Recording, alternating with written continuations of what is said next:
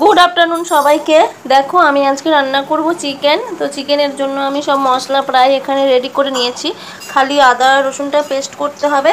और एखाने आमी छेलेर जोन्नो एकटुखानि स्टू बानाबो चिकेन दिए, ओई जोन्नो आमी सब्जिटाओ केटे निएछि।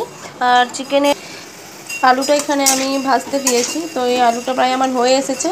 और एकटुखानि होक, যতক্ষণে আমার মশলাটা পেস্ট করতে যত টাইম যায় ততক্ষণে এটা হোক, আমি মশলাটা পেস্ট করে নিই। তো দেখতে থাকো ভিডিওটা, মশলাটা পেস্ট করে নিয়ে আবার আসছি তোমাদের সঙ্গে।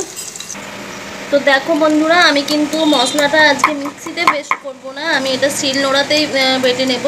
তো রসুনটাকে আমি পেস্ট করব না, জাস্ট থেতো করে নেব, মানে হালকা পেস্টের মতন হবে, একদম মিহি করে পেস্ট করব না, আমি জাস্ট থেতো করে নেব রসুনটা। রসুনটা প্রায় আমার পেস্ট হয়ে গেছে।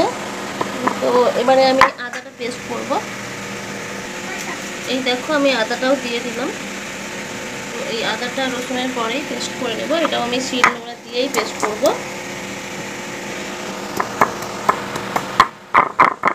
জানো তো আমি মানে ম্যাক্সিমামটাই চেষ্টা করি শিল নোড়াতে মশলা পেস্ট করে রান্না করার, কারণ আদা রসুন বলো বা সর্ষে বলো যেগুলো আমাদের পেস্ট করতে হয় সেগুলো মানে মিক্সিতে পেস্ট করলে অতটা ভালো টেস্ট লাগে না, শিল নোড়াতে যত ভালো টেস্ট হয়। আর তো বাকি সব গুঁড়ো মশলা যেমন ধরো হলুদ লঙ্কা এগুলো তো গুঁড়োই মানে ইউজ করা হয়। আর আদা রসুন এগুলো আমরা দোকান থেকে পেস্ট করা নিয়ে আসি না, বাড়িতেই পেস্ট করি।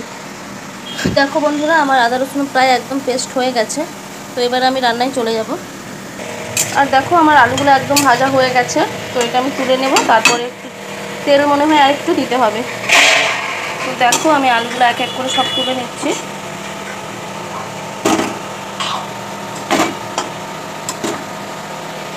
আলুগুলো তুলে নিয়েছি, তেল আরেকটু লাগবে, আর একটু তেল আমি দিয়ে দিলাম এর সঙ্গে। তেলটা প্রায় গরম হয়ে গেছে, এখন আমি দিয়ে দেবো গোটা গরম মশলা। এখন দিয়ে দেবো কুচি করে রাখা পেঁয়াজ। পেঁয়াজটা আগে একটুখানি কষিয়ে নেব, আগে আদা রসুনটা দিলাম না, আগে পেঁয়াজটাই দিলাম। তো পেঁয়াজটা একটুখানি কষিয়ে নেব, তারপরে আমি এক এক করে আর বাকি মশলাগুলো দেবো। তারপরে আমি এখানে গুলে নেব পরিমাণ মতন লঙ্কা গুঁড়ো আর 1 চামচ হলুদ গুঁড়ো। অল্প একটু জল দিয়ে জাস্ট আমি গুলে নেব মশলাটা। আমি হাত দিয়ে গুলে নিয়েছি আমি।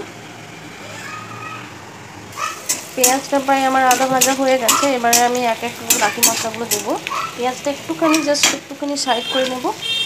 তো তেল থেকে যদিও বা সাইড করা যায় না, তবুও চেষ্টা করব অল্প যতটা মানে সম্ভব করা যায় সাইড করে নিয়ে তারপরে আমি দিয়ে দেবো পেস্ট করে রাখা রসুন।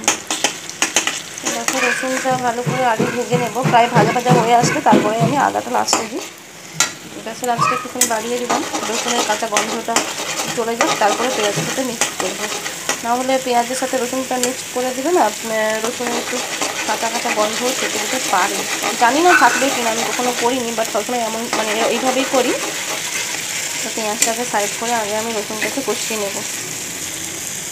রসুনটা প্রায় 3-4 মিনিট কষিয়ে নেওয়ার পরে দিয়ে দিলাম বেটে রাখা আদা। আদাটা আগে দিইনি এই কারণে যে আদাটা তেল একদম টেনে নেয়, আদাতে সবসময় তেল টানে, এই জন্য আদাটা সব শেষে দিয়েছি। তো দেখো আমি সব মশলা মিক্স করে নিলাম। তো তারপরেই দিয়ে দেবো গুলিয়ে রাখা লঙ্কা আর হলুদ গুঁড়োটা।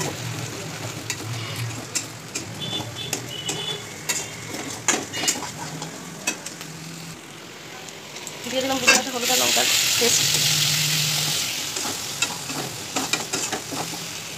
আর একটুখানি জল দিয়ে দিলাম, মশলাটা লেগে যাচ্ছিল বলে তলায়। তো এইভাবে মশলাটা কিছুক্ষণ কষিয়ে নেব।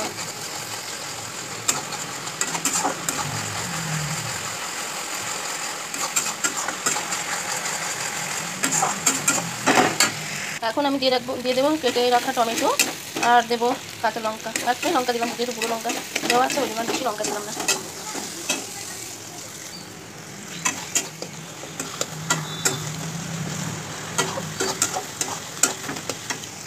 মশলা প্রায় কষানো হয়ে গেছে, এবার আমি চিকেন তুলে দেবো। আলুটা লেটে দেবো, কারণ আলুটা কষাতে অলরেডি হাফ কুক হয়ে গেছে। তো চিকেনটা ম্যাক্সিমাম মানে 80% কষানোর পরে তারপরে আমি আলুটা দেবো। ঠিক এবার আমি চিকেনটাকে কষিয়ে নেব। চিকেনটাকে আমি ভালো করে মশলার সঙ্গে মিক্স করে নিয়ে এখন একটা ঢাকা রেখে দেবো। এটা কিছু সময় আমাকে সেদ্ধ হতে দিতে হবে। এখন আমি ঢাকনাটা ঢেকে দেবো, 5 মিনিট পরে এসে নেড়ে চেড়ে যাবো। আমি ঢাকনাটা কয়েকবার খুলে নাড়াচাড়া করেছিলাম, দেখো চিকেনটা প্রায় আমার আধা সেদ্ধ হয়ে গেছে, 10-15 মিনিট লেগেছে ঢাকনা দিয়ে, তারপর আবার নেড়ে চেড়ে আবার ঢাকনা দিয়ে আবার নাড়াচাড়া করলাম। এবার আমি দিয়ে দেবো আলুটা, ভেজে রাখা আলুটা প্রায় আধা সেদ্ধ হয়ে আছে, আর বেশি টাইম লাগবে না। তো ভালো করে সবটা একদম সেদ্ধ হয়ে গেলে তারপর অল্প একটু জল দিয়ে জাস্ট ফুটিয়ে নেব। একদম সিম্পলভাবে রান্না করছি, তোমরা কে কীভাবে রান্না করো আমাকে কমেন্টে জানিও। আমি একদম সিম্পলভাবে রান্না করছি, বিশেষ কোনো মশলা দিইনি, নর্মাল জাস্ট আদা রসুন আর পেঁয়াজ, লঙ্কা, হলুদ, নুন। চিকেনটাকে নুন মাখিয়ে রেখেছিলাম বলে আমি আর এক্সট্রা করে নুন দিলাম না, কষানোর পরে টেস্ট করে তারপরে নুন দেবো, যদি প্রয়োজন পড়ে তাহলে দেবো, নইলে নুন দিতে লাগবে না। আর একটু আমি ভালো করে কষিয়ে নেব ঢাকনা দিয়ে। চিকেন প্রায় কষানো হয়ে আসছে, আর 5 মিনিট মতন কষিয়ে নেব। 80% হয়ে গেছে, আর 10% মতো হয়ে গেলে তারপর আমি জল দিয়ে একটুখানি ফুটিয়ে নেব, ব্যাস তাতেই পুরোটা একদম সুন্দরভাবে সেদ্ধ হয়ে যাবে। আর ওইদিকে ছেলের জন্য একটুখানি চিকেন স্টু করতে দিয়েছি, আমি প্রেসার কুকারে সিটি মেরেই বানিয়ে নেব, ওটাতে কোনো ঝাল টাল কিছুই দেইনি, ওর ঝাল খেতে পারে না বলে।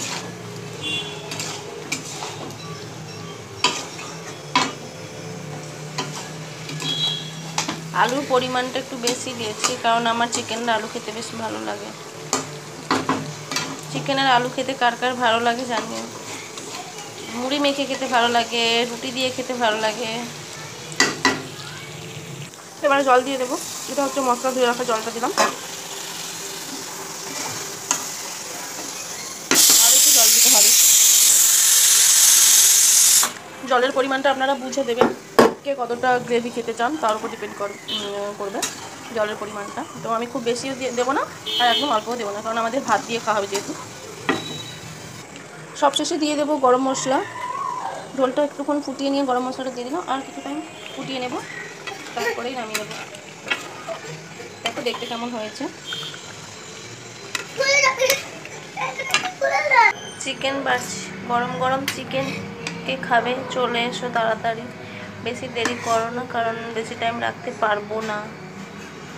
দেখো কেমন হয়েছে দেখতে।